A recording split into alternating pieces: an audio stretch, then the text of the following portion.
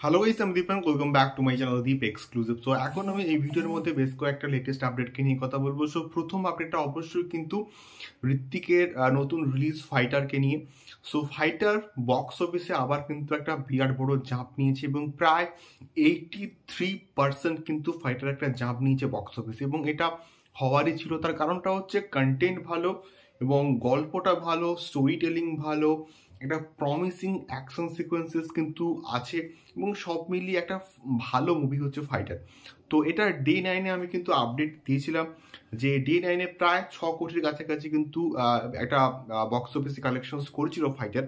এবারে ডে 10-এ প্রায় 83% কিন্তু একটা জাম্প দেখা গেছে ফাইটারের ক্ষেত্রে, এবং ডে 10-এ কিন্তু প্রায় 11 কোটির মতো কিন্তু কালেকশনস করেছে ফাইটার অন দ্য বক্স অফিসে, এবং যেটা একটা সত্যি বলতে হিউজ একটা কালেকশনস, এবং এটা সত্যি বলতে এক্সপেক্টেড ছিল। এবং আমরা প্রত্যেকে চাইছিলাম যে ফাইটার যেহেতু একটা ভালো প্রজেক্ট, যেহেতু একটা ভালো মুভি, একটা ভালো বক্স অফিস কালেকশনস করুক, এবং এটা কিন্তু ফাইটার বর্তমানে করছে।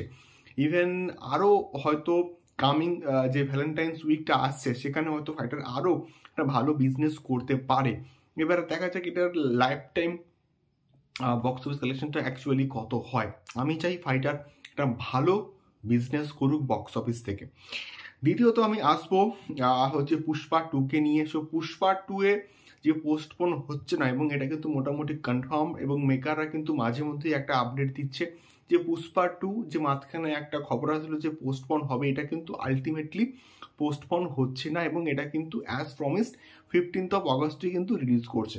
তো পুষ্পা 2-এর শুটিং সম্বন্ধে কিন্তু একটা আপডেট উঠে এসে, এবং এটা হচ্ছে গিয়ে পুষ্পা 2-এর একটা ইম্পর্টেন্ট দৃশ্য বা একটা ইম্পর্টেন্ট সিনের কিন্তু শুটিং বা ইম্পর্টেন্ট একটা অ্যাকশন দৃশ্য তার কিন্তু শুটিং হচ্ছে, এবং সেটা কিন্তু হচ্ছে জাপানে কিন্তু হচ্ছে পুষ্পা 2-এর একটা ইম্পর্টেন্ট দৃশ্য শুটিং, এবং সেই জন্য কিন্তু পুরো পুষ্পা টিমটা কিন্তু উড়ে গেছে জাপানে, এবং সেখানে কিন্তু বর্তমানে একটা অ্যাকশন সিকোয়েন্সেস কিন্তু শুটিং চলছে।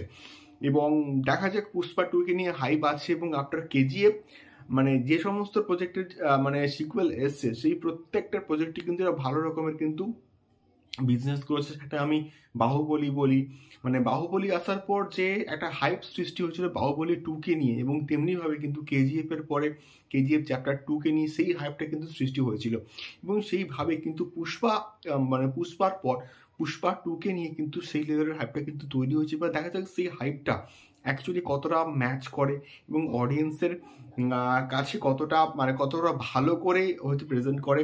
সুকুমার এবং আল্লু অর্জুনের থেকে কিন্তু আমাদের একটা বিরাট বড় এক্সপেকটেশন আছে এই পার্টিকুলার প্রজেক্টটাকে নিয়ে। দেখা যাক কেমন হয় আল্লু অর্জুনের পুষ্পা 2। তৃতীয়ত আমি আসবো কালকি AD2898-কে নিয়ে, এবং এই প্রজেক্টের মধ্যে অনেকগুলো কিন্তু ক্যামিও থাকতে চলেছে, এবং তার মধ্যে আমরা কিন্তু এটা মোটামুটি কনফার্ম যে কমল হাসান থাকছে, দীপিকা পাডুকোন, অমিতাভ বচ্চন, তো এরা তো এবং প্রভাস তো থাকছি, এবং তার সঙ্গে সঙ্গে এখানে কিন্তু ন্যাচারাল স্টার নানিও কিন্তু সম্ভবত থাকতে চলেছে। এবারে নানির সঙ্গে সঙ্গে জুনিয়র NTRও নাকি এখানে একটা খুবই ইম্পর্টেন্ট একটা ক্যামিও রোল কিন্তু প্লে করতে পারে, এমনটাই কিন্তু মোটামুটি আপডেট উঠে আসছে। দেখা যাক এত বড় একটা কাস্টিং এবং একটা প্রজেক্টের মধ্যে প্রভাস, নানি, NTR, কমল হাসান, এবি, দীপিকা, প্রভাস এবং নিজেই, সব মিলিয়ে একটা হিউজ লেভেলের কিন্তু একটা বড় কিছু প্ল্যান করছে, এবং এটা কিন্তু আমরা মোটামুটি জেনে গেছি কবে এটা মুক্তি পাচ্ছে। তো সব মিলিয়ে একটা হিউজ লেভেলের বাজেট, দেখা যায় কেমন হয়, এবং এটাকে নিয়ে আমাদের কিন্তু একটা হিউজ লেভেলের এক্সপেকটেশন রয়েছে। সো এটা ছিল মেনলি কয়েকটা আপডেট। তোমাদের কি মতামত আমাকে অবশ্যই কিন্তু কমেন্ট করে শেয়ার করতে পারো। দেখা হচ্ছে পরবর্তী ভিডিওতে। টাটা।